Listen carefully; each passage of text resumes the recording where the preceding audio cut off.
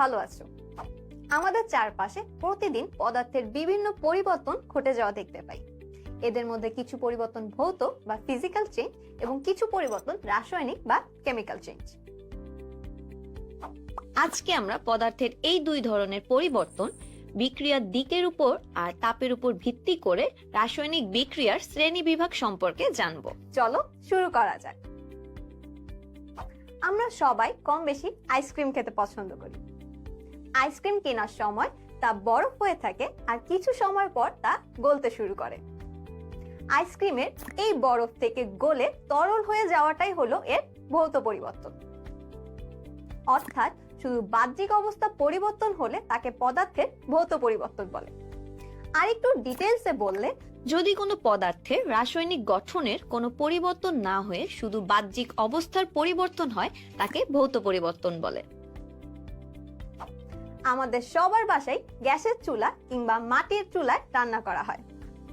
তুমি কি জানো রান্না করতে কোন গ্যাস ব্যবহার করা হয়? রান্নার কাজে মিথেন গ্যাস ব্যবহার করা হয়। এই মিথেন গ্যাস অক্সিজেনের সাথে বিক্রিয়া করে কার্বন ডাই অক্সাইড, জলীয় বাষ্প এবং তাপ তৈরি করে। অর্থাৎ এখানে মিথেন গ্যাস পুরোপুরি পরিবর্তিত হয়ে ভিন্ন এক ধরনের গ্যাস কার্বন ডাই অক্সাইড তৈরি করে। এই ধরনের পরিবর্তনই রাসায়নিক পরিবর্তন। একটু ডিটেইলসে বললে, যে পদার্থ বাইরের তাপ ও চাপে পরিবর্তিত হয়ে একদম নতুন কোনো পদার্থ তৈরি করে তাকে রাসায়নিক পরিবর্তন বলে। এখন চলো আমরা রাসায়নিক বিক্রিয়ার শ্রেণীবিভাগ সম্পর্কে জেনে নিই। রাসায়নিক বিক্রিয়ার শ্রেণীবিভাগ তিনটি বিষয়ের উপর ডিপেন্ড করে। আজকে আমরা রাসায়নিক বিক্রিয়ার দিক ও রাসায়নিক বিক্রিয়ার তাপের পরিবর্তনের উপর ভিত্তি করে বিক্রিয়ার শ্রেণীবিভাগ সম্পর্কে জানব। রাসায়নিক বিক্রিয়ার দিকের উপর ভিত্তি করে রাসায়নিক বিক্রিয়াকে দুই ভাগে ভাগ করা যায়, আর তা হলো একমুখী এবং উভমুখী বিক্রিয়া। একমুখী বা উভমুখী বিক্রিয়া সম্পর্কে জানার আগে বিক্রিয়ার বিক্রিয়ক বা উৎপাদ সম্পর্কে জানতে হবে। খেয়াল রাখবে যে পদার্থগুলো বিক্রিয়া করে নতুন পদার্থ তৈরি করে তাদেরকে বিক্রিয়ক বা রিঅ্যাকট্যান্ট বলে। আর বিক্রিয়ার মাধ্যমে নতুন তৈরি হওয়া পদার্থগুলোকে উৎপাদ বা প্রোডাক্ট বলে। যেমন এই বিক্রিয়ায় মিথেন এবং অক্সিজেন হলো বিক্রিয়ক, আর তৈরি হওয়া কার্বন ডাই অক্সাইড ও পানি হলো উৎপাদ। এবার চলো একমুখী ও উভমুখী রাসায়নিক বিক্রিয়া সম্পর্কে জেনে নিই। একমুখী বিক্রিয়ায় সব বিক্রিয়কগুলো উৎপাদে পরিণত হওয়ার পর তা আর রিঅ্যাকট্যান্টে ফিরিয়ে আনা যায় না।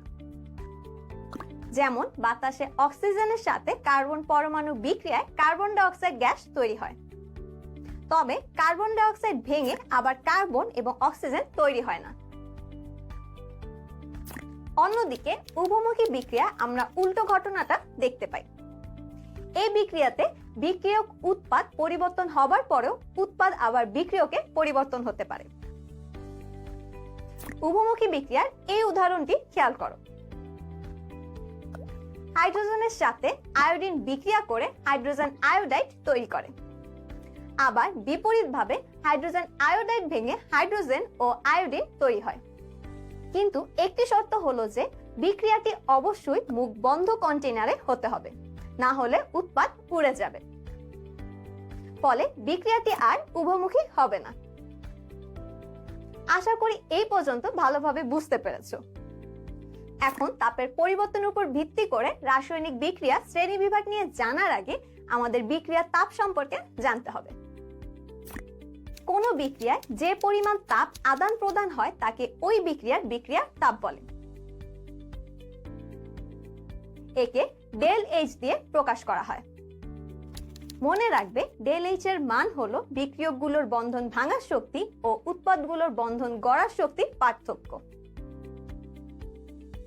এই ডেল এইচ এর মান পজিটিভ হলে তাপ শোষিত হয়, আর ডেল এইচ এর মান নেগেটিভ হলে তাপ উৎপন্ন হয়। তাপের শোষণ ও উৎপন্ন হওয়ার উপর ভিত্তি করে রাসায়নিক বিক্রিয়াকে দুই ভাগে ভাগ করা যায়, আর তা হলো তাপ উৎপাদী এবং তাপহারী বিক্রিয়া। এবার চলো তাপ উৎপাদী ও তাপহারী বিক্রিয়া সম্পর্কে জেনে নিই। যে রাসায়নিক বিক্রিয়াতে তাপ উৎপন্ন হয় তাকে তাপ উৎপাদী বিক্রিয়া বলে। স্ক্রিনে দেখানো বিক্রিয়াটি লক্ষ্য করো। এই বিক্রিয়া 1 মোল নাইট্রোজেন 3 মোল হাইড্রোজেনের সাথে বিক্রিয়া করে 2 মোল অ্যামোনিয়া তৈরি করে। এই বিক্রিয়ার সময় 92 কিলোজুল তাপ উৎপন্ন হয়। বিক্রিয়াটি এভাবেও লেখা যায়, যেহেতু তাপোৎপাদী বিক্রিয়া তাপ উৎপন্ন হয় তাই বিক্রিয়ার ΔH এর মান ঋণাত্মক হয়। এবার আলোচনা করা যাক তাপহারী বিক্রিয়া নিয়ে। যেসব বিক্রিয়াতে তাপ শোষিত হয় তাদেরকে তাপহারী বিক্রিয়া বলে। স্ক্রিনে দেখানো বিক্রিয়াটি লক্ষ্য করো। এই বিক্রিয়ায় 1 মোল নাইট্রোজেন 1 মোল অক্সিজেনের সাথে বিক্রিয়া করে 2 মোল নাইট্রিক অক্সাইড উৎপন্ন করে। এতে 180 কিলোজুল তাপ শোষিত হয়। যেহেতু তাপহারী বিক্রিয়া তাপ শোষিত হয় তাই এই বিক্রিয়ার ΔH এর মান ধনাত্মক হয়। আজ তাহলে এই পর্যন্তই। আজকের পর্বে তুমি পদার্থের পরিবর্তন এবং রাসায়নিক বিক্রিয়ার শ্রেণীবিভাগ সম্পর্কে জানলে। আগামী পর্বে তুমি ইলেকট্রন স্থানান্তরের ভিত্তিতে রাসায়নিক বিক্রিয়ার শ্রেণীবিভাগ, জারণ সংখ্যা ও এর মাধ্যমে রেডক্স, নন রেডক্স বিক্রিয়ার পার্থক্য সম্পর্কে জানবে। সে পর্যন্ত ভালো থেকো।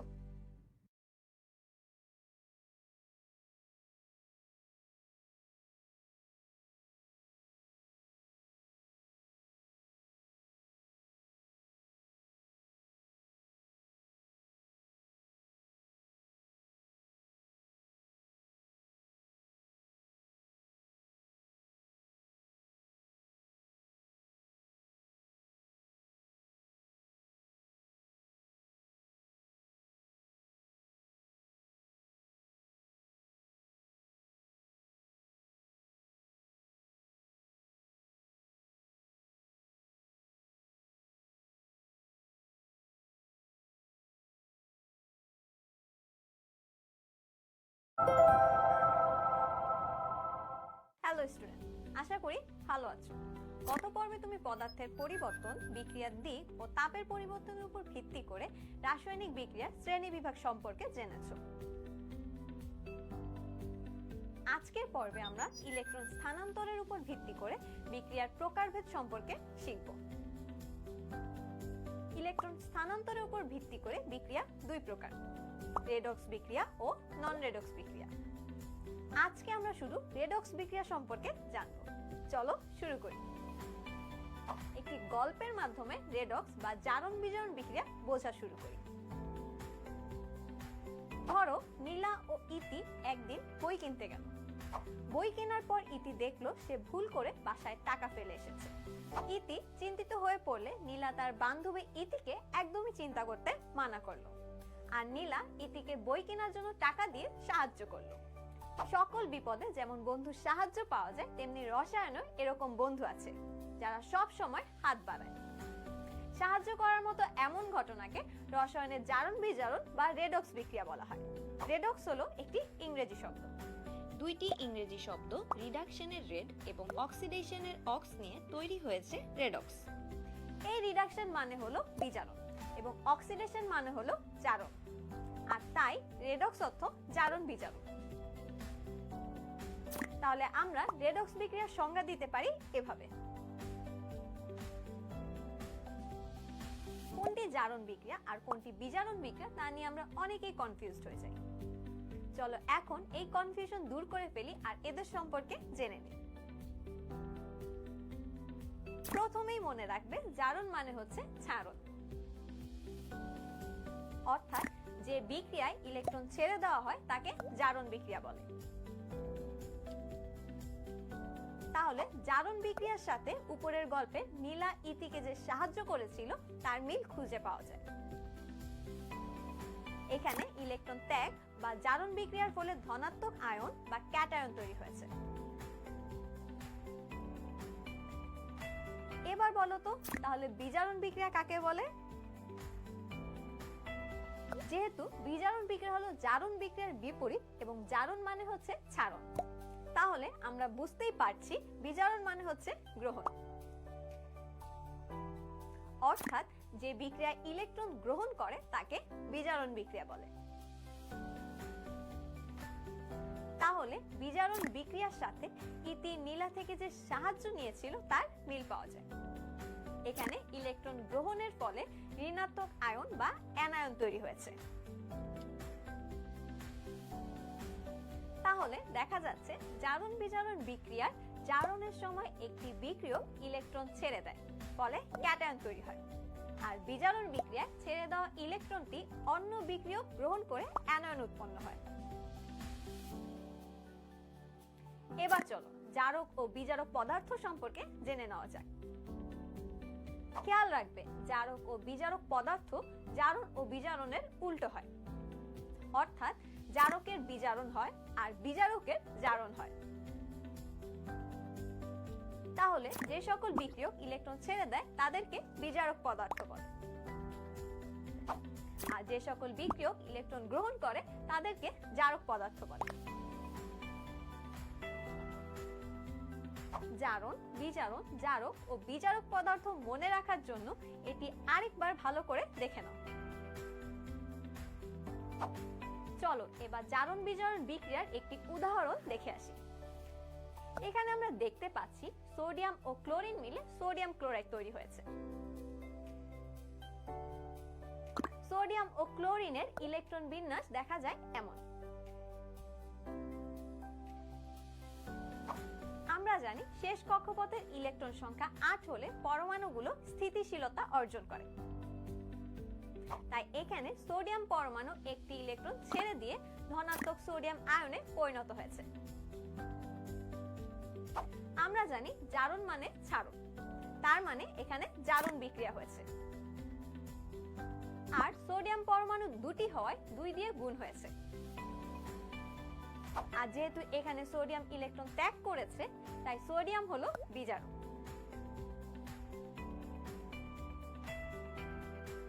আবার সেই ছেড়ে দেওয়া ইলেকট্রনটি ক্লোরিন পরমাণু গ্রহণ করে ঋণাত্মক ক্লোরাইড আয়নে পরিণত হয় এবং অষ্টক পূর্ণ হয়ে স্থিতিশীলতা অর্জন করে, অর্থাৎ এখানে বিজারণ বিক্রিয়া হয়েছে। ক্লোরিন অণুতে দুটি পরমাণু থাকায় 2 দিয়ে গুণ হয়েছে। ক্লোরিন পরমাণু ইলেকট্রন গ্রহণ করায় ক্লোরিন হলো জারক।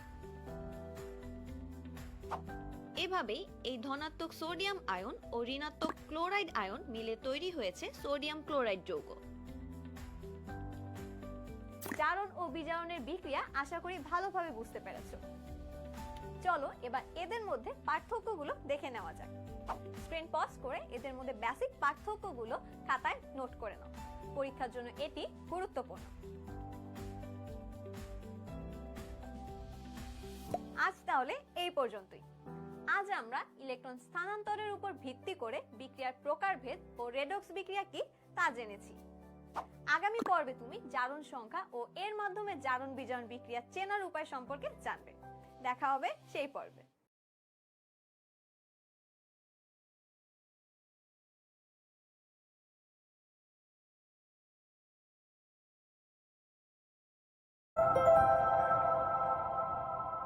হ্যালো স্টুডেন্ট, আশা করি ভালো আছো। গত পর্বে তুমি ইলেকট্রন স্থানান্তরের মাধ্যমে বিক্রিয়ার প্রকারভেদ ও রেডক্স বিক্রিয়া কি তা জেনেছো। আজকের পর্বে তুমি জারণ সংখ্যা ও এর মাধ্যমে রেডক্স বিক্রিয়ার কোনটি জারণ আর কোনটি বিজারণ তা সম্পর্কে জানবে। চলো প্রথমে জারণ সংখ্যা সম্পর্কে জেনে নিই। গত পর্বে দেখেছি জারণ বিজারণ বিক্রিয়ায় ক্যাটায়ন ও অ্যানায়ন তৈরি হয়। এই ক্যাটায়ন বা অ্যানায়ন তৈরি হতে কোনো মৌল যতগুলো ইলেকট্রন ছেড়ে দেয় বা যতগুলো ইলেকট্রন গ্রহণ করে তার সংখ্যাকেই ওই মৌলের জারণ সংখ্যা বলে। আর এই জারণ সংখ্যা দিয়ে সহজেই বোঝা যায় কোন রাসায়নিক বিক্রিয়ায় কার জারণ আর কার বিজারণ ঘটেছে। মনে রাখবে, জারণ সংখ্যা ধনাত্মক, ঋণাত্মক, ভগ্নাংশ এবং শূন্য হতে পারে। আবার একটি মৌলের একাধিক জারণ সংখ্যা থাকতে পারে, একে পরিবর্তনশীল জারণ সংখ্যা বলে।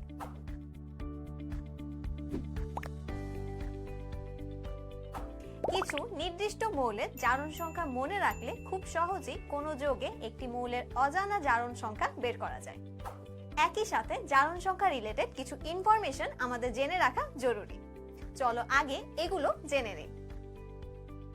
ধাতুসমূহের জারণ সংখ্যা ধনাত্মক এবং অধাতুসমূহের জারণ সংখ্যা ঋণাত্মক হয়। যেমন সোডিয়াম ক্লোরাইডে সোডিয়ামের জারণ সংখ্যা +1 আর ক্লোরিনের জারণ সংখ্যা -1। নিরপেক্ষ পরমাণু বা মুক্ত মৌলের জারণ সংখ্যা 0 হয়, যেমন আয়রনের জারণ সংখ্যা 0।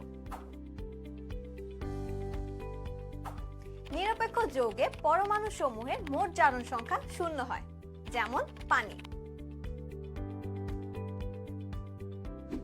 আধান বিশিষ্ট আয়নে পরমাণু সমূহের মোট জারণ সংখ্যা আধান সংখ্যার সমান হয়, যেমন NH4+, এখানে জারণ সংখ্যা +1। খাদ ধাতু সমূহের জারণ সংখ্যা +1 হয়, যেমন পটাশিয়াম ক্লোরাইড, এখানে পটাশিয়ামের জারণ সংখ্যা +1। মৃৎখাত ধাতু সমূহের জারণ সংখ্যা +2, যেমন ক্যালসিয়াম অক্সাইড, এখানে ক্যালসিয়ামের জারণ সংখ্যা +2। ধাতব হ্যালাইডে হ্যালোজেনের জারণ সংখ্যা -1 হয়, যেমন লিথিয়াম ক্লোরাইড, এখানে ক্লোরিনের জারণ সংখ্যা -1। বেশিরভাগ যৌগে অক্সিজেনের জারণ সংখ্যা -2, কিন্তু পার অক্সাইডের জারণ সংখ্যা -1 এবং সুপার অক্সাইডের জারণ সংখ্যা -1/2 হয়। এবার ভিডিওটি পজ করে বিভিন্ন মৌলের জারণ সংখ্যা একসাথে দেখে নাও আর এগুলো বারবার চর্চা করো। কোনো যৌগের কোনো একটি মৌলের জারণ সংখ্যা বের করার জন্য এগুলো মনে রাখা জরুরি।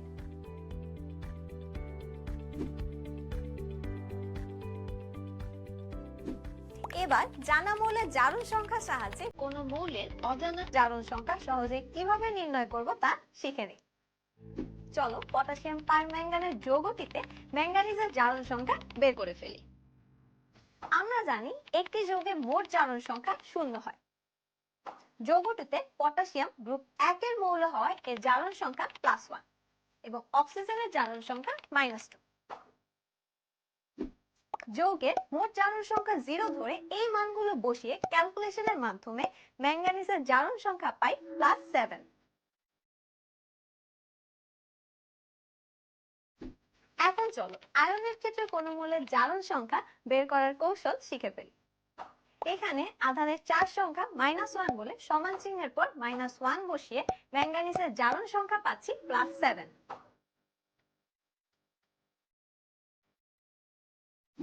একইভাবে কোন যৌগে কোন মৌলের জারণ সংখ্যা বের করা যায়।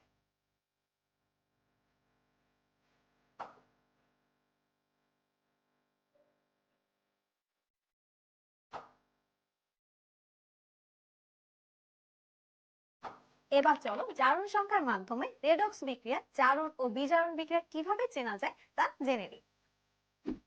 একটা রিয়েল এক্সাম্পলের মাধ্যমে এটি শিখে নেওয়া যাক। ধরো কারো কাছে অনেক টাকা পয়সা আছে, সে চাইলেই কিন্তু এই টাকা গরিব দুঃখীদের দান করতে পারে। আবার দান করলে মানুষের সম্মান বাড়ে। সম্মানের সাথে রসায়নে জারণ সংখ্যাকে তুলনা করলে একইভাবে বলা যায় ইলেকট্রন দান করলে বিক্রিয়ক থেকে উৎপাদের জারণ সংখ্যা বাড়ে। তাই বিপরীতভাবে বলা যায় বিক্রিয়ক থেকে উৎপাদে জারণ সংখ্যা বাড়লে জারণ হয়। আবার চিন্তা করো কোনো লোক যদি অন্যের কাছে টাকা চেয়ে বেড়ায় তাহলে তার সম্মানটা কিছুটা হলেও কমে। সম্মানের সাথে জারণ সংখ্যাকে তুলনা করে একইভাবে বলা যায় ইলেকট্রন গ্রহণ করলে বিক্রিয়ক থেকে উৎপাদে জারণ সংখ্যা কমে। বিপরীতভাবে বলা যায় বিক্রিয়ক থেকে উৎপাদে জারণ সংখ্যা কমে গেলে বিজারণ হয়। চলো এই বিক্রিয়াটির মাধ্যমে বিষয়টি আরো ভালোভাবে বুঝে নিই। বিক্রিয়াটিতে ফেরাস ক্লোরাইডে ফেরাস আয়নের জারণ সংখ্যা +2 আর ক্লোরাইড আয়নের জারণ সংখ্যা -1। ক্লোরিন এখানে মুক্ত মৌল হিসাবে থাকায় এর জারণ সংখ্যা 0। উৎপাদ ফেরিক ক্লোরাইডে ফেরিক আয়নের জারণ সংখ্যা +3 আর ক্লোরাইড আয়নের জারণ সংখ্যা -1। খেয়াল করে দেখো বিক্রিয়কে আয়রনের জারণ সংখ্যা +2 আর উৎপাদে আয়রনের জারণ সংখ্যা +3। বিক্রিয়ক থেকে উৎপাদে জারণ সংখ্যা 1 বেড়েছে, অর্থাৎ এখানে ফেরিক আয়নের জারণ ঘটেছে, তাই এখানে ফেরিক আয়ন বিজারক। আবার দেখো ক্লোরিনের জারণ সংখ্যা বিক্রিয়কে 0 আর উৎপাদে -1, অর্থাৎ জারণ সংখ্যা বিক্রিয়ক থেকে উৎপাদে 1 কমেছে। এখানে ক্লোরিনের বিজারণ হয়েছে, তাই এখানে ক্লোরিন জারক। খেয়াল রাখবে জারক ও বিজারক পদার্থ সবসময় বিক্রিয়ক হবে।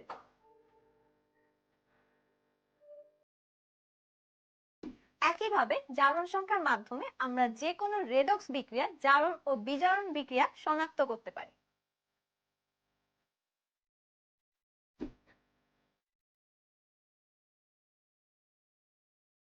আজ তাহলে এ পর্যন্তই।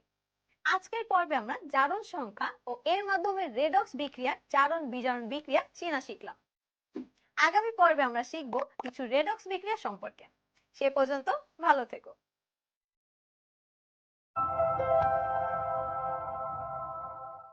হ্যালো স্টুডেন্ট, আশা করি ভালো আছো। গত পর্বে তুমি রেডক্স বিক্রিয়া কি সে সম্পর্কে জেনেছ।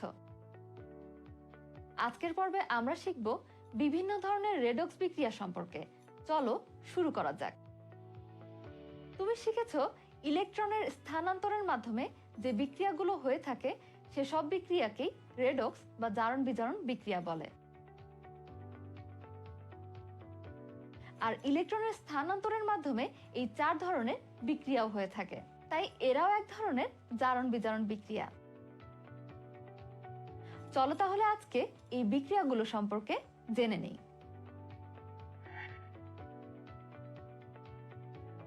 সংযোজন শব্দটি দেখেই বুঝতে পারছো কোনো কিছু সংযোজন বা যোগ করা বোঝাচ্ছে।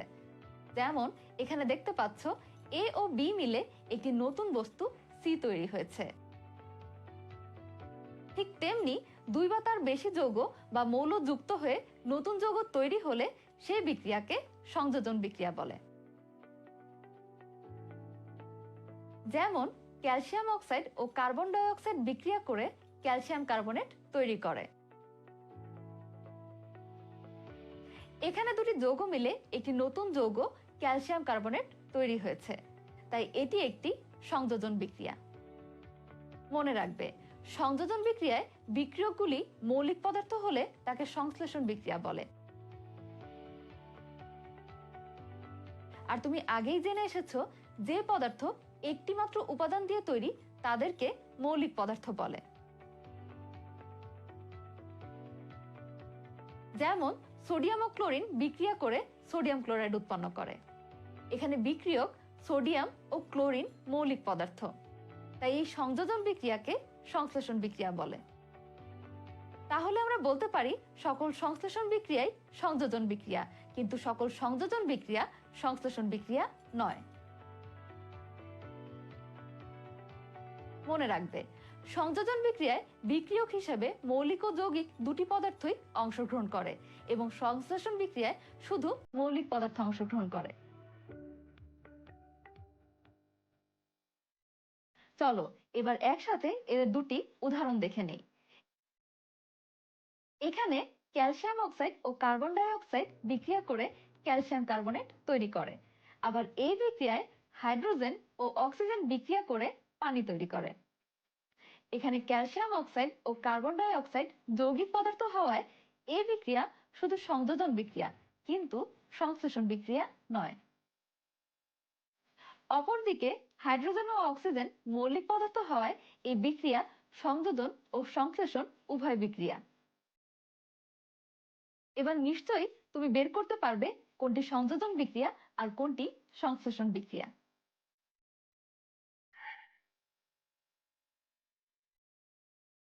সংযোজন বিক্রিয়ার ঠিক বিপরীত হলো বিয়োজন বিক্রিয়া। যে বিক্রিয়ায় একটি যৌগ ভেঙে একাধিক যৌগ বা মৌলে পরিণত হয় তাকে বিয়োজন বিক্রিয়া বলে। যেমন এটি একটি বিয়োজন বিক্রিয়া। এখানে ফসফরাস পেন্টাক্লোরাইড ভেঙে ফসফরাস ট্রাইক্লোরাইড ও ক্লোরিন উৎপন্ন হয়েছে। এরকম আরো কিছু বিয়োজন বিক্রিয়ার উদাহরণ হলো এগুলো। ভিডিওটি পজ করে বিক্রিয়াগুলো খাতায় নোট করে নাও।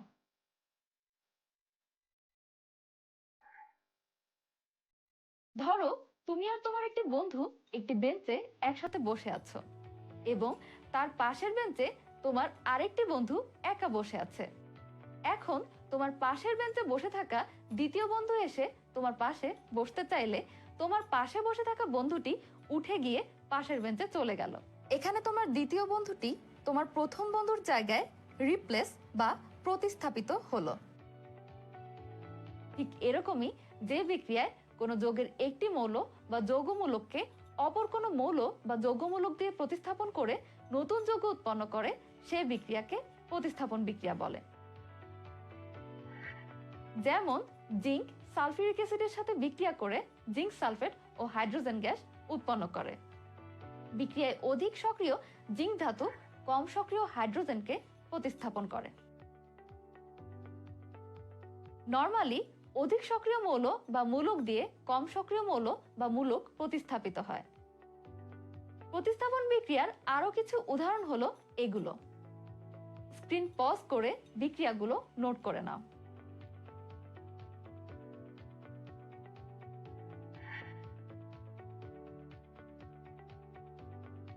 দহন মানে হচ্ছে কোনো কিছু আগুনে পোড়ানো, আর আগুনে পোড়ানো মানে হচ্ছে অক্সিজেনের সাথে বিক্রিয়া করা। কোনো মৌল বা যৌগের সাথে অক্সিজেনের বিক্রিয়াকে দহন বিক্রিয়া বলে।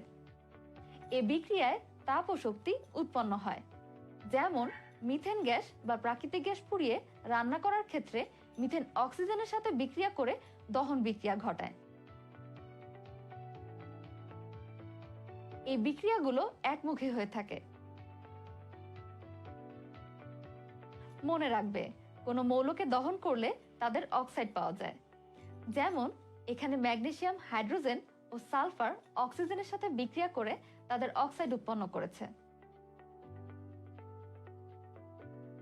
আশা করি কোনটি কোন বিক্রিয়া তা তুমি বুঝতে পেরেছ। আজ তাহলে এ পর্যন্তই। আজকের পর্বে আমরা শিখলাম বিভিন্ন ধরনের রেডক্স বিক্রিয়া। নেক্সট পর্বে আমরা বিভিন্ন ধরনের নন রেডক্স বিক্রিয়া সম্পর্কে জানব। সে পর্যন্ত ভালো থেকো।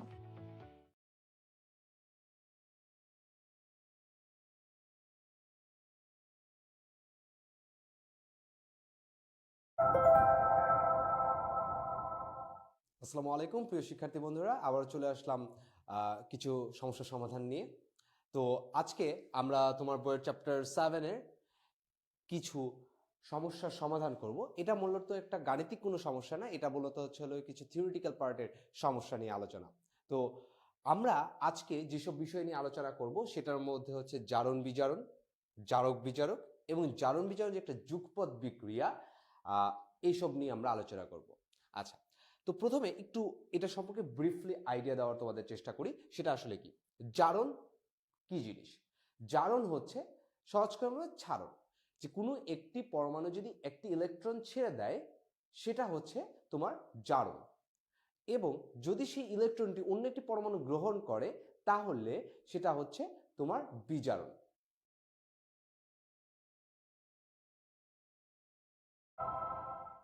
হ্যালো স্টুডেন্ট, আশা করি ভালো আছো।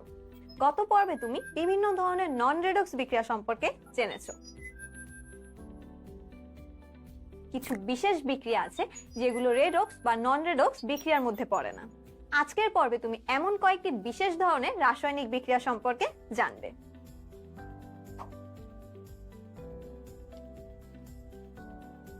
আমরা প্রতিনিয়ত যে খাবার খাচ্ছি তা পাকস্থলীতে কিভাবে ভেঙে যায় তা কি তুমি জানো? পাকস্থলীতে কার্বোহাইড্রেট, প্রোটিন ও স্নেহ পদার্থের বড় খাদ্য অণুগুলো পানির সাথে বিক্রিয়া করে ভেঙে গিয়ে ছোট ছোট অণুতে পরিণত হয় এবং খাদ্য হজম প্রক্রিয়াকে সহজ করে। পানির সাথে এই বিক্রিয়াকে আর্দ্র বিশ্লেষণ বিক্রিয়া বা হাইড্রোলাইসিস বলে। হাইড্রোলাইসিস শব্দটিকে ভাঙলে হাইড্রো ও লাইসিস এই দুটি গ্রিক শব্দ পাওয়া যায়। এর অর্থ যথাক্রমে পানি ও ভেঙে যাওয়া। এর মানে হচ্ছে হাইড্রোলাইসিস বিক্রিয়ায় অলওয়েজ পানি ভেঙে গিয়ে উৎপাদ তৈরি হয়। অর্থাৎ কোনো একটি যৌগের সাথে পানি বিক্রিয়া করে উৎপাদ তৈরির বিক্রিয়াই হচ্ছে আর্দ্র বিশ্লেষণ বিক্রিয়া। চলো একটি উদাহরণ দেখে নিই। সিলিকন টেট্রাক্লোরাইডের সাথে পানি বিক্রিয়া করে অর্থোসিলিসিক অ্যাসিড ও হাইড্রোক্লোরিক অ্যাসিড তৈরি করে। এখানে SiCl4 ও পানি বিক্রিয়া করে উৎপাদ তৈরি হয়েছে, তাই এটি একটি আর্দ্র বিশ্লেষণ বিক্রিয়া। অনেক সময় আর্দ্র বিশ্লেষণ বিক্রিয়ায় অস্বচ্ছ দ্রবণীয় উৎপাদ তৈরি হলে তখন একে অর্ধক্ষেপণ বিক্রিয়াও বলা যেতে পারে। উদাহরণস্বরূপ এই বিক্রিয়াটি খেয়াল করো। এখানে কঠিন অ্যালুমিনিয়াম ক্লোরাইড ও পানি বিক্রিয়া করে কঠিন অ্যালুমিনিয়াম হাইড্রোক্সাইড ও হাইড্রোক্লোরিক অ্যাসিডের জলীয় দ্রবণ তৈরি করে।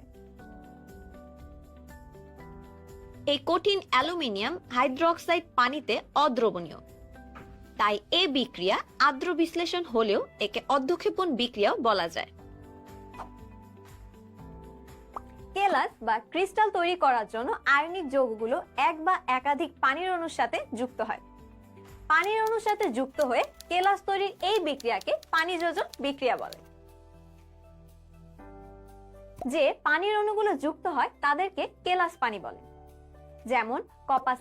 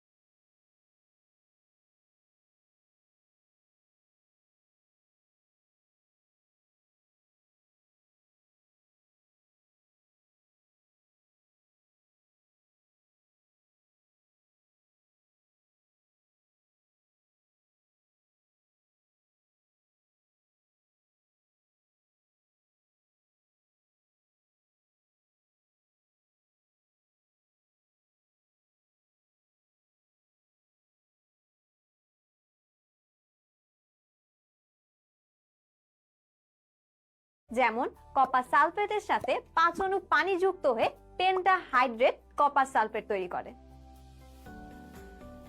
চলো এরকম আরো কিছু পানি যোজন বিক্রিয়া দেখে নিই। হেপ্টাহাইড্রেট জিঙ্ক সালফেট ও হেপ্টাহাইড্রেট ফেরাস সালফেট পানি যোজন বিক্রিয়ার মাধ্যমে এভাবে তৈরি হয়। ঠিক একইভাবে হেক্সাহাইড্রেট ক্যালসিয়াম ক্লোরাইড ও হেপ্টাহাইড্রেট ম্যাগনেসিয়াম ক্লোরাইড পানি যোজন বিক্রিয়ার মাধ্যমে তৈরি হয়। পানি যোজন বিক্রিয়া অনেকটাই সংযোজন বিক্রিয়ার মতো, তবে সংযোজন বিক্রিয়া ইলেকট্রন আদান প্রদান ঘটলেও পানি যোজন বিক্রিয়া ইলেকট্রনের আদান প্রদান ঘটে না।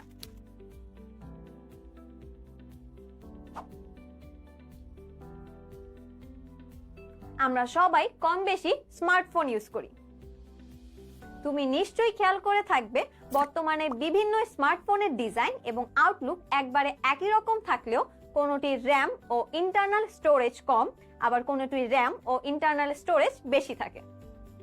অর্থাৎ দেখতে একবারে একরকম হলেও এগুলো আসলে পুরোপুরি এক না। একইভাবে কখনো দুটি যৌগের আণবিক সংকেত হুবহু একরকম হলেও এদের গাঠনিক সংকেত আলাদা থাকে। এদেরকে পরস্পরের সমাণু বা আইসোমার বলে। সমাণুকরণ বিক্রিয়ার মাধ্যমে এই ধরনের সমাণু তৈরি হয়। যেমন H4CON2 আণবিক সংকেত দিয়ে ভিন্ন গাঠনিক সংকেত বিশিষ্ট দুটি যৌগকে প্রকাশ করা যায়। এগুলো হচ্ছে অ্যামোনিয়াম সায়ানেট ও ইউরিয়া, তাই এরা একে অপরের সমাণু। অ্যামোনিয়াম সায়ানেটকে তাপ দিলে তা এভাবে ইউরিয়াতে পরিণত হয়ে যায়। এই বিক্রিয়া হচ্ছে সমাণুকরণ বিক্রিয়া। আমরা বাজার থেকে যে পলিথিন ব্যাগে করে জিনিসপত্র নিয়ে আসি তা যে পলিমারকরণ বিক্রিয়ার মাধ্যমে তৈরি হয় তা কি তুমি জানতে? হ্যাঁ, পলিথিন তৈরি হয় ইথিলিনের পলিমারকরণ বিক্রিয়ার মাধ্যমে। পলিমারকরণ বিক্রিয়ায় অনেকগুলো ছোট অণু একে অপরের সাথে যুক্ত হয়ে বড় অণু তৈরি করে।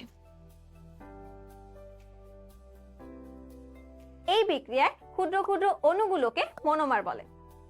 অনেকগুলো মনোমার একসাথে যুক্ত হয়ে বড় পলিমার অণু তৈরি করে।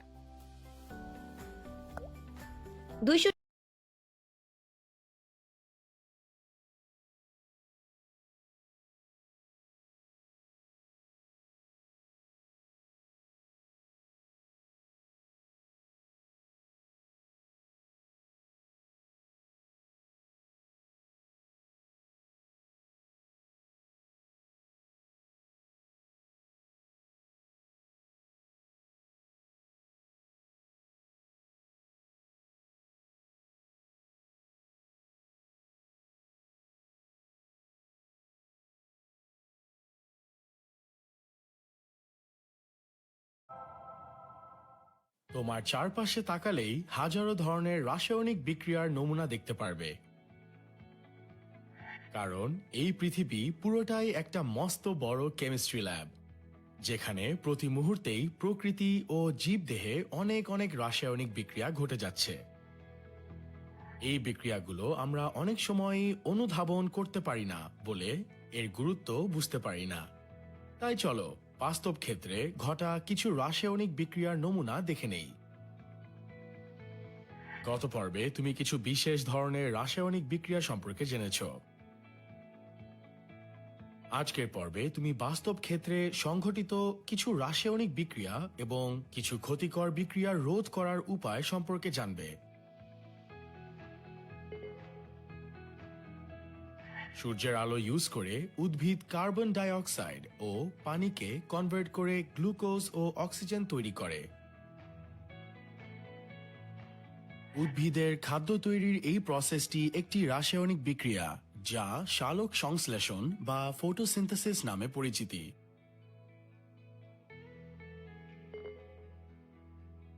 সালোক সংশ্লেষণের ঠিক উল্টো বিক্রিয়া ঘটে যখন আমাদের শরীরে প্রত্যেক কোষে শোষণ ক্রিয়া ঘটতে থাকে। এই প্রক্রিয়ায় মূলত গ্লুকোজ অণু অক্সিজেন দ্বারা জারিত হয়ে কার্বন ডাই অক্সাইড, পানি ও শক্তি তৈরি করে।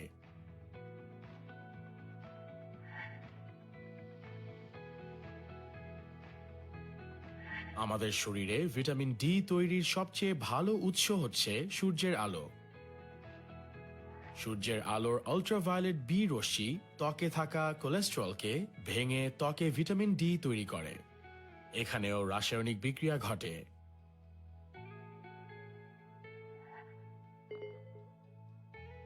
তুমি যখনই ম্যাচের কাঠি, মোমবাতি কিংবা ফায়ার প্লেসে আগুন জ্বালাও, তখনই সেখানে দহন বিক্রিয়া হয়ে থাকে।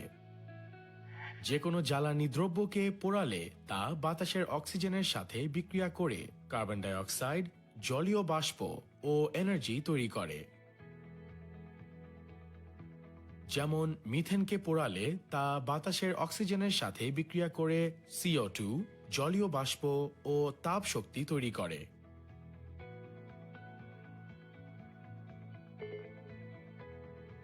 আমাদের শরীরের পরিপাক ক্রিয়ার সময় হাজারো ধরনের রাসায়নিক বিক্রিয়া ঘটে। আমরা যখন কোনো খাবার মুখে দেই, তখন আমাদের লালা থেকে অ্যামাইলেজ এনজাইম বের হয়ে ওই খাবারের সাথে বিক্রিয়া করে একে ভাঙতে শুরু করে।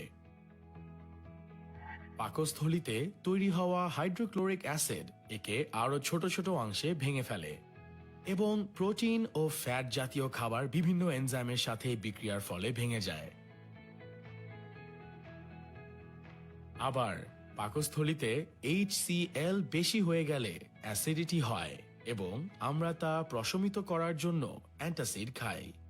অ্যান্টাসিডে ম্যাগনেসিয়াম হাইড্রক্সাইড ও অ্যালুমিনিয়াম হাইড্রক্সাইড ক্ষারও থাকে, যা এই অতিরিক্ত অ্যাসিডের সাথে প্রশমন বিক্রিয়ায় অংশগ্রহণ করে অ্যাসিডিটি থেকে মুক্তি দেয়।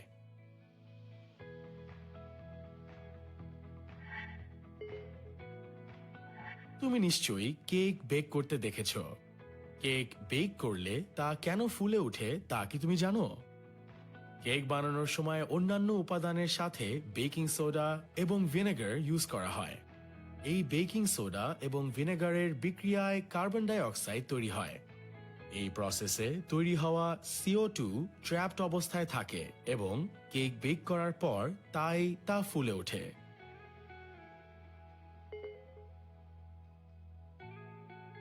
সাবান বা ডিটারজেন্টে হাইড্রোফোবিক ও হাইড্রোফিলিক এই দুই ধরনের অংশ থাকে।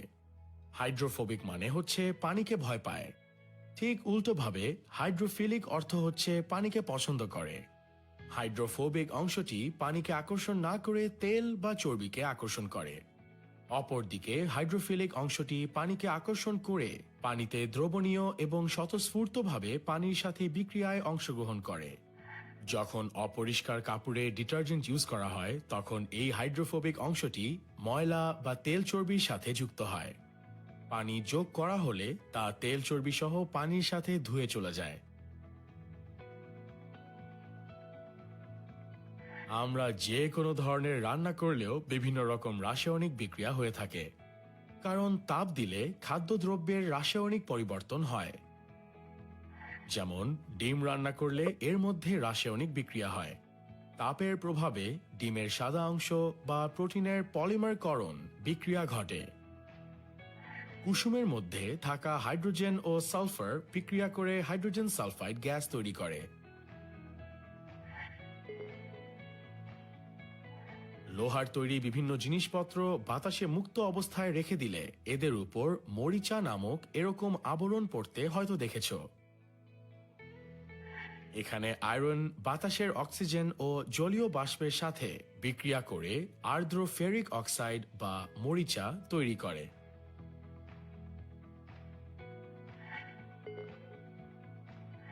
আমরা যে বিভিন্ন ধরনের ব্যাটারি ইউজ করি তার মধ্যে তড়িৎ রাসায়নিক কোষ থাকে। এই কোষে তড়িৎ রাসায়নিক বা জারণ বিজারণ বিক্রিয়া ঘটে, যা রাসায়নিক শক্তিকে তড়িৎ শক্তিতে রূপান্তরিত করে। পরবর্তী চ্যাপ্টারে তুমি এ সম্পর্কে বিস্তারিত জানবে। চলো এখন আমরা বাস্তবে ঘটা কিছু ক্ষতিকর বিক্রিয়া রোধ করার উপায় সম্পর্কে জেনে নেই। মরিচা পড়া থেকে আয়রনকে রক্ষা করার জন্য লোহার তৈরি দ্রব্যের উপর রং করা যেতে পারে। এতে করে তা বাতাসের সংস্পর্শে আসতে পারে না বলে মরিচাও পড়ে না। এছাড়াও তড়িৎ বিশ্লেষণের মাধ্যমে লোহার তৈরি জিনিসের উপর লোহার চেয়ে কম সক্রিয় ধাতুর প্রলেপ দিয়ে ইলেকট্রোপ্লেটিং করে মরিচা পড়া রোধ করা যায়। জিঙ্কের প্রলেপ দিয়ে গ্যালভানাইজিং বা টিনের প্রলেপ বা টিন প্লেটিং করেও মরিচা রোধ করা হয়ে থাকে। মরিচা পড়া রোধ করার জন্য লোহার তৈরি সূচকে নারিকেল তেলে ডুবিয়ে রাখা হয়, ফলে তা বাতাসের অক্সিজেন ও জলীয় বাষ্পের সাথে বিক্রিয়া করতে পারে না। বর্ষাকালে অতি বৃষ্টিতে বাড়ির ছাদ বা আঙ্গিনা পিচ্ছিল হয়ে গেলে আমরা বালি ফেলে তা কমানোর ট্রাই করি। এই পিচ্ছিলতার কারণ হচ্ছে ক্ষার জাতীয় পদার্থ। বালু বা সিলিকন ডাইঅক্সাইড অম্লধর্মী বলে এটি যোগ করলে প্রশমন বিক্রিয়ার মাধ্যমে তা পিচ্ছিলতা দূর করে। আজ তাহলে এতটুকুই থাকুক। আজকের পর্বে তুমি বাস্তব ক্ষেত্রে সংঘটিত কয়েকটি রাসায়নিক বিক্রিয়া ও কিছু ক্ষতিকর বিক্রিয়া রোধ করার উপায় সম্পর্কে জেনেছ। আগামী পর্বে তুমি রাসায়নিক সাম্যাবস্থা, এর বৈশিষ্ট্য এবং লা শাতেলিয়ার নীতি সম্পর্কে জানবে। সে পর্যন্ত ভালো থেকো।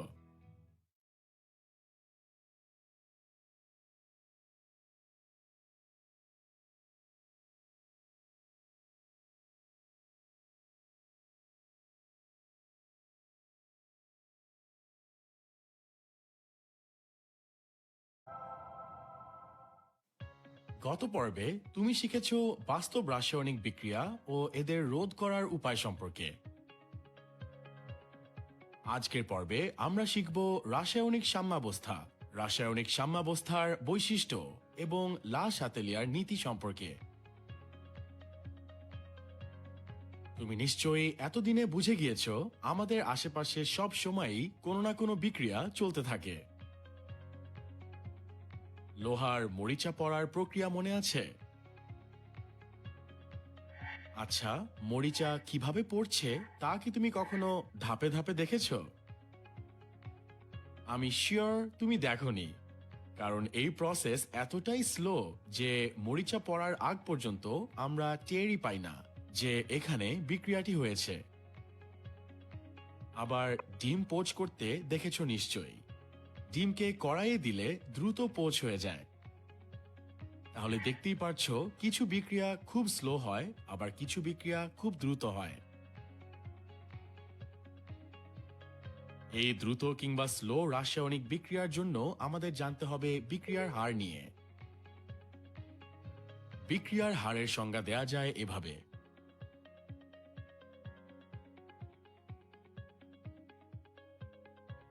বিক্রিয়কের এবং উৎপাদের ঘনমাত্রা মোল পার লিটার দিয়ে প্রকাশ করা হয়। তাহলে বিক্রিয়ার হারের একক হবে মোল পার লিটার পার সেকেন্ড। এই সূত্র ইউজ করে খুব সহজেই এখন তুমি যে কোনো বিক্রিয়ার হার বের করতে পারবে। এবার চলো রাসায়নিক সাম্যাবস্থা নিয়ে জানা যাক। আমরা কম বেশি সবাই এমন সি-স দেখেছি। এতে যখন দুই সাইডের ভর সমান থাকে তখন এটি সমান্তরালভাবে ব্যালেন্স অবস্থায় থাকে। ঠিক এটার মতোই কেমিস্ট্রিতেও উভমুখী বিক্রিয়াগুলোতে সম্মুখমুখী ও পশ্চাৎমুখী বিক্রিয়া দুই সাইডে ব্যালেন্স অবস্থায় থাকতে পারে, আর এই অবস্থাকেই উভমুখী বিক্রিয়ার সাম্যাবস্থা বলে।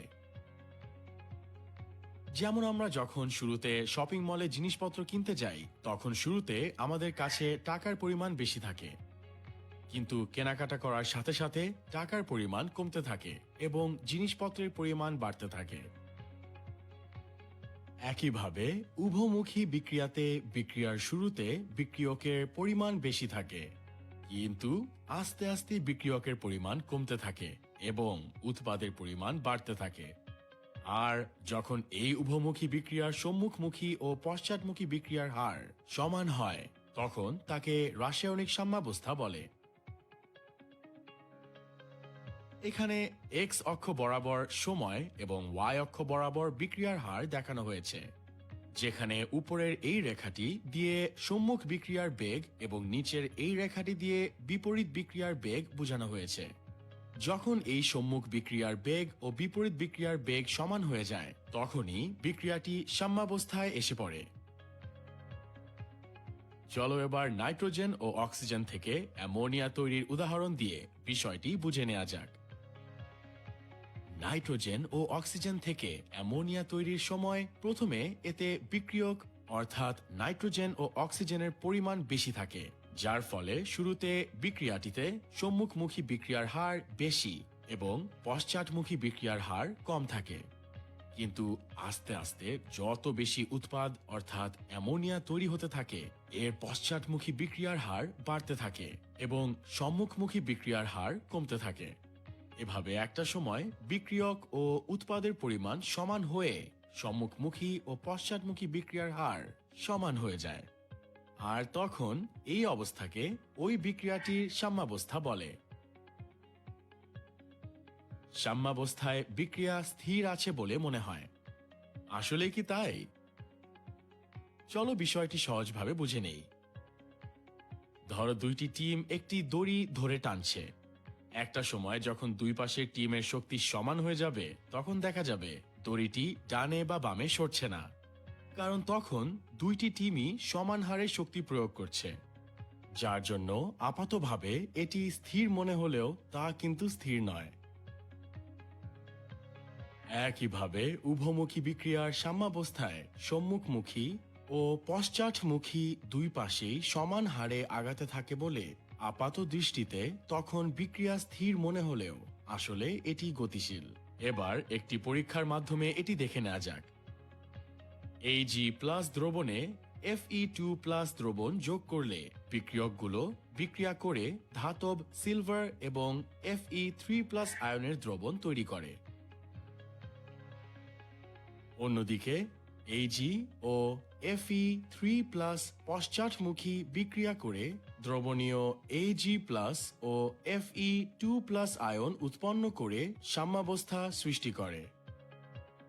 এখন এই অবস্থায় মিশ্রণে তেজস্ক্রিয় সিলভার যোগ করা হলে তা বিক্রিয়া করে আরও Ag+ ও Fe2+ আয়ন উৎপন্ন করে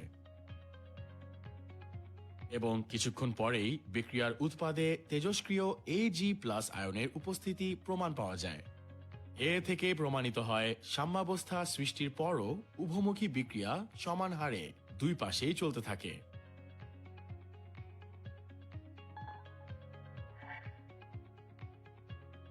রাসায়নিক সাম্যাবস্থা শুধুমাত্র উভমুখী বিক্রিয়াতেই দেখা যায়।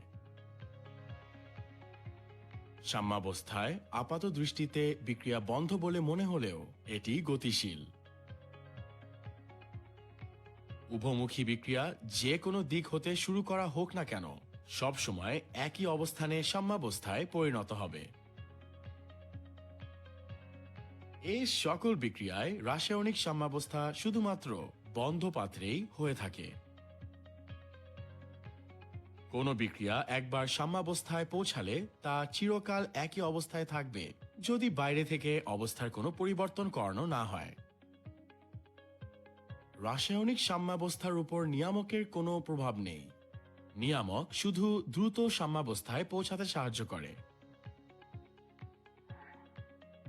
ফরাসি বিজ্ঞানী লা শাতেলিয়ার 1884 সালে একটি উভমুখী বিক্রিয়ার সাম্যাবস্থার উপর বিভিন্ন নিয়ামকের প্রভাব লক্ষ্য করেন।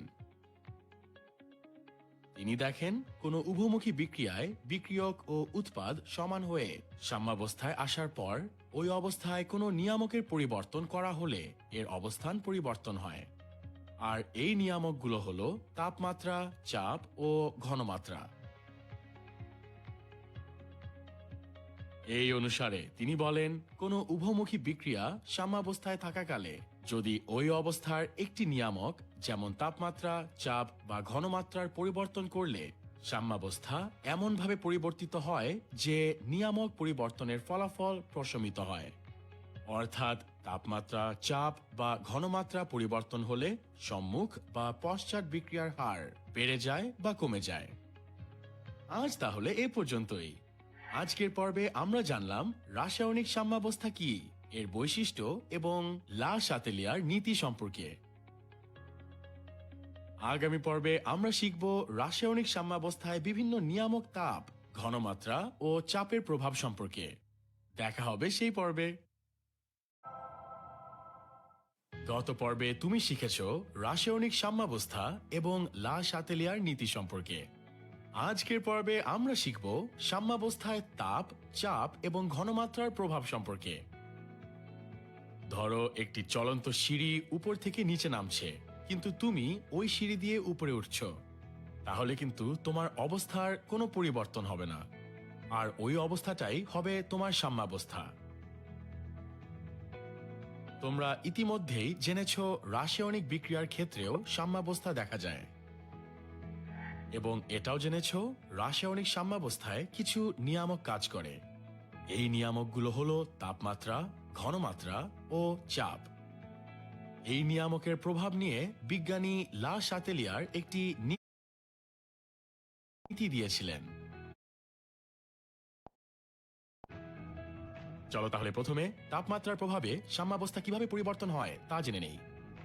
তাপের পরিবর্তনের উপর ভিত্তি করে বিক্রিয়া দুই প্রকার: তাপ উৎপাদী বিক্রিয়া ও তাপহারী বিক্রিয়া, যা তুমি আগেই জেনে এসেছ। তাপ উৎপাদী বিক্রিয়ায় তাপ উৎপন্ন হয়, তাই এই বিক্রিয়ায় তাপমাত্রা বাড়ালে তাপের প্রশমনের জন্য বিক্রিয়ার সাম্যাবস্থান ডান থেকে বামের দিকে সরে যায়, যার ফলে কিছু উৎপাদ বামে সরে গিয়ে আবার বিক্রিয়কে পরিণত হয়, কমে যায়। বিক্রিয়ার সাম্যাবস্থার উৎপাদ সমূহকে সরিয়ে নিলে বিক্রিয়ার সাম্যাবস্থা সামনের দিকে যায়। আজ তাহলে এই পর্যন্তই। আজকের পর্বে আমরা জানলাম সাম্যাবস্থায় তাপের প্রভাব, চাপের প্রভাব, ঘনমাত্রার প্রভাব সম্পর্কে। আগামী পর্বে আমরা শিখব শিল্পোৎপাদনে লা শাতেলিয়ারের নীতির কিছু উদাহরণ সম্পর্কে। দেখা হবে। গত পর্বে আমরা বিক্রিয়ার সাম্যাবস্থায় তাপ, চাপ ও ঘনমাত্রার প্রভাব নিয়ে আলোচনা করেছিলাম। আজকের পর্বে আমরা বিভিন্ন শিল্পোৎপাদনের সময় লা শাতেলিয়ারের নীতির প্রয়োগগুলো সম্পর্কে জানব। আগের দুই ভিডিও দেখে আশা করি তুমি লা শাতেলিয়ারের নীতিতে তাপ, ঘনমাত্রা এবং চাপের প্রভাবে কিভাবে বিক্রিয়া প্রভাবিত হয় সে সম্পর্কে ক্লিয়ার আইডিয়া পেয়েছ। বইয়ের পাতায় তো অনেক পড়া হলো, কিন্তু রিয়েল লাইফে এই লা শাতেলিয়ারের নীতির প্রয়োগ কোথায় তা জানতে হবে না? তাহলে চলো এখন আমরা এর প্রয়োগ দেখে নেই। তোমরা হয়তো ল্যাবে অ্যামোনিয়াম ও হাইড্রক্সাইড আয়নের বিক্রিয়া করে অ্যামোনিয়া প্রস্তুত করতে দেখেছো। কিন্তু কারখানায় যখন অনেক বেশি পরিমাণে অ্যামোনিয়া তৈরি করতে হয়, তখন এই বিক্রিয়া ইউজ না করে হেবার-বোস পদ্ধতি ফলো করা হয়। বিজ্ঞানী হেবার 1913 সালে সর্বপ্রথম জার্মানির BASF অপাউ প্ল্যান্টে এই টেকনিক ইউজ করে প্রথম 20 টন অ্যামোনিয়া উৎপাদন করেন, যেটা সে সময়ে খুব বড় একটা সাকসেস ছিল। এই টেকনিক ইকোনমিক্যালি সুবিধাজনক হলেও পরে কিছু সমস্যা দেখা দেয়। এই সমস্যা সলভ করা হয় আরেক বিজ্ঞানী কার্ল বোসের থিওরি দিয়ে। এই মেথডে দুইজনেরই সমান অবদান থাকায় একে হেবার-বোস পদ্ধতি বলে। এই মেথডকে হেবার অ্যামোনিয়া বা সিনথেটিক অ্যামোনিয়া পদ্ধতিও বলে। তাহলে চলো প্রথমে জেনে নেই হেবার-বোস পদ্ধতিতে কি বলা হয়েছিল। 1 মোল নাইট্রোজেনকে 3 মোল হাইড্রোজেনের সাথে বিক্রিয়া করিয়ে 2 মোল অ্যামোনিয়া তৈরি করা হয়। নাইট্রোজেন ও হাইড্রোজেন গ্যাস দুটিকে প্রথমে চাপ দিয়ে বিক্রিয়ার স্থানে নিয়ে যায়। এরপর তাপে বিক্রিয়া করে অ্যামোনিয়া তৈরি হয়। এই অ্যামোনিয়া ঠান্ডা করে নিষ্কাশন করা হয়। তাহলে দেখা যাচ্ছে এই বিক্রিয়ায় চাপ ও তাপের অনেক প্রভাব আছে। তাহলে প্রথমে জেনে নেই এই বিক্রিয়ায় চাপের প্রভাব সম্পর্কে। এখানে আমরা দেখতে পাচ্ছি বিক্রিয়কে মোট 4 মোল অণু এবং উৎপাদে 2 মোল অণু আছে। আর আমরা জানি সিস্টেমের যেদিকে মোল সংখ্যা কম, চাপ বাড়ালে সাম্যাবস্থা সেদিকে সরে যায়। তাই বিক্রিয়ায় চাপ দিলে সাম্যাবস্থা ডান দিকে কম সরে যাবে এবং NH3 এর উৎপাদন বেড়ে যাবে।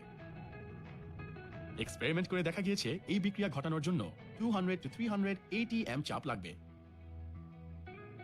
এবার চলো জেনে নেওয়া যাক এই একই বিক্রিয়ার জন্য তাপমাত্রার প্রভাব কেমন হবে। আমরা জানি অ্যামোনিয়ার এই বিক্রিয়াটি একটি তাপোৎপাদী বিক্রিয়া। আগের ভিডিওতে জেনেছো তাপোৎপাদী বিক্রিয়ায় তাপ দিলে বিক্রিয়াটি সাম্যাবস্থা ডান থেকে বামের দিকে চলে যায়, অর্থাৎ বিক্রিয়ার উৎপাদ কমে যায়। তাপোৎপাদী হওয়ায় বিক্রিয়াটি কম তাপমাত্রায় করতে হবে। তাহলে আমরা এখানে অ্যামোনিয়া উৎপাদনের বিক্রিয়ায় চাপ ও তাপের প্রভাব কেমন হতে পারে তা জানলাম। কিন্তু বাস্তবে আমাদের আরো কিছু ফ্যাক্টরের দিকে খেয়াল রাখতে হবে। যেমন সব কারখানাই যে কোনো কাজ কম খরচে এবং কম সময়ে করতে চায়। এই দুটি জিনিসের মধ্যে ব্যালেন্স করেই যে কোনো প্রোডাকশনের কাজ করা হয়। রিসার্চ করে দেখা যায় এই বিক্রিয়ার জন্য 200 to 300 ATM চাপ প্রয়োজন, কিন্তু এত চাপ প্রয়োগ অনেক খরচের ব্যাপার। এই কারণে কারখানাগুলোকে অনেক লসের মুখোমুখি হতে হয়। তাই এই রেঞ্জের মধ্যেই এমন একটি চাপ বের করে নেওয়া হয়েছে যে পরিমাণ চাপে খরচ ও উৎপাদের মধ্যে ব্যালেন্স করা যায়। একে বলা হয় অত্যানুকূল চাপ। হেবার-বোস পদ্ধতির জন্য অত্যানুকূল চাপ হলো 200 ATM। আবার এই বিক্রিয়া তাপোৎপাদী বিক্রিয়া, তাই কম তাপে বেশি উৎপাদ হবার কথা।